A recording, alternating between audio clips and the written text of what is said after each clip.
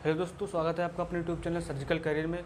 दोस्तों, आज हम बात करेंगे न्यूक्लिक एसिड के बारे में। न्यूक्लिक एसिड होता क्या है और न्यूक्लिक एसिड में क्या क्या पाया जाता है, उसके बारे में हम कंप्लीट जानकारी आपको देने वाले हैं। तो न्यूक्लिक एसिड जो होता है वो कोशिका के केंद्रक में पाया जाता है। ये कोशिका होगी, इसके केंद्रक में न्यूक्लिक एसिड होता है। क्या होता है? न्यूक्लिक एसिड होता है। और न्यूक्लिक एसिड में जो मेन होता है वो डीएनए और आरएनए होता है। क्या होता है? मेन डीएनए और आरएनए होता है।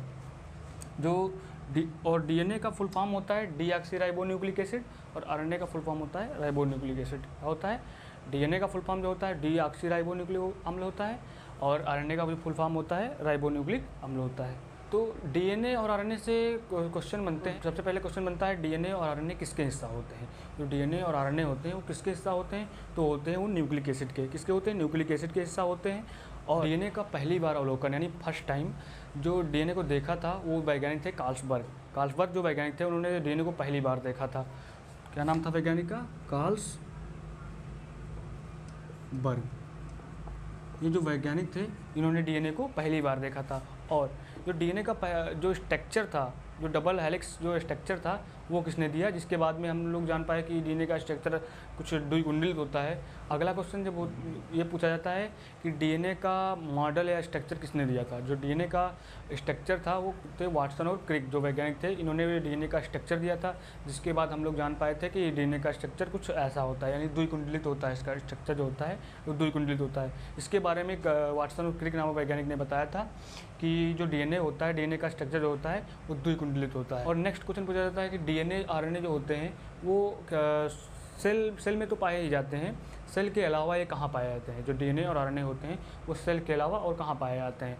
तो नंबर 1 होता है माइटोकॉन्ड्रिया में पाए जाते हैं। नंबर 2 होता है एक पेड़ पौधों के क्लोरोप्लास्ट में पाए जाते हैं। कहाँ पाए जाते हैं? पेड़ पौधों के क्लोरोप्लास्ट में पाए जाते हैं। अब हम पढ़ते हैं न्यूक्लिक एसिड में। तो आपको पता है कि हमारा शरीर जो होता है वो अनेक कोशिकाओं से मिलकर बना होता है, यानी विभिन्न कोशिकाओं से मिलकर बना होता है। जो हमारा शरीर होता है वो विभिन्न कोशिकाओं से मिलकर बना होता है। अगर हम अपनी बॉडी की एक कोशिका को निकाल के देखते हैं, उसको जूम करते हैं, तो उसमें सबसे पहले मिलेगा केंद्रक को जूम करते हैं तो उसमें मिलेंगे क्रोमोसोम। क्या मिलेंगे? क्रोमोसोम मिलेंगे। क्रोमोसोम के अंदर जो होता है वो डीएनए और आरएनए पाए जाते हैं। जो डीएनए होते हैं, जो क्रोमोसोम होते हैं ये संख्या में 23 जोड़ी होते हैं और संख्या में 46 होते हैं। संख्या में 46 होते हैं क्रोमोसोम।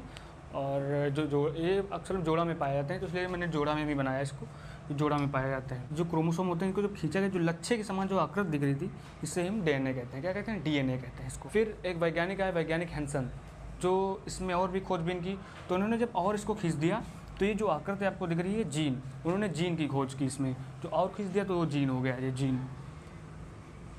ये हाई लेवल कंपटीशन में पूछा जाता है कि जो जीन की लंबाई कितनी होती है, तो 34 एंगस्ट्रॉम होती है। कितनी? अब देखिए, जो जीन होता है, जीन का समूह जो होता है वो डीएनए हो जाएगा। जीन का समूह डीएनए कहलाता है और डीएनए का समूह जो होता है वो क्रोमोसोम कहलाता है। समझ में आ गई बात? डीएनए जो होता है वो जेनेटिक इन्फॉर्मेशन को आगे पीढ़ी दर पीढ़ी पहुंचाता रहता है। डीएनए जो होता है वो हमारी जो जेनेटिक इन्फॉर्मेशन होती हैं तो उनको पीढ़ी दर पीढ़ी पहुंचाता रहता है। देखते होंगे आप कि माँ के पेट में जो बच्चा पल रहा होता है, उसके पेट में बच्चे के हाथ में जो 5 उंगली होनी चाहिए, ये किसको पता होती है? किसी न किसी को तो पता ही होनी चाहिए। ये 2 ही आँखें होनी चाहिए, किसको पता होती है? और उसके 2 कान होने चाहिए, उसके बाल सिर में होने चाहिए, ना कि मुँह में होने चाहिए, ये बात किसी को पता होती है।